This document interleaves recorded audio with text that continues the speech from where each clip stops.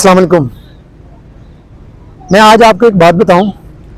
آج تو موسم بھی بہت اچھا ہے, صبح سے کل رات بھی بارش ہوئی, آج بھی بارش ہوئی. میں آج آپ کو ایک بات بتاؤں.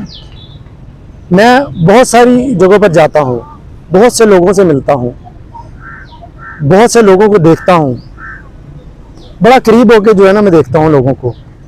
میں نے ان آنکھوں سے لوگوں کو سچ بول کر ہارتے دیکھا ہے اور جھوٹ بول کر عزت پاتے دیکھا ہے.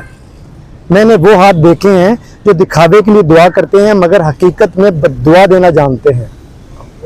میں نے وہ چہرے دیکھے ہیں جو محبت کا ماسک پہن کر چلتے ہیں مگر اندر سے زہر سے بھرے ہوئے ہوتے ہیں. ان کا الگ زہر سے ابھرا, ان کا پورا بدن جو ہے نا وہ زہر سے بھرا ہوا ہوتا ہے. یقین جانیے. ایک انتہائی اہم سوال آپ سے پوچھوں گا. ہم جس ملک میں رہتے ہیں, پاکستان ایک بہت خوبصورت ملک ہے, یقین جانیے.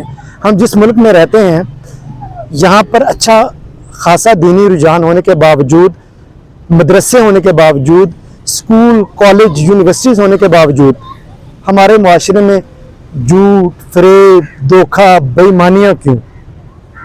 یہ مجھے بتائیے. یہ اپنے عروج پر کیوں ہیں؟ مجھے آپ کی رائے چاہیے, آپ کا جواب چاہیے. آپ سب کا بہت شکریہ.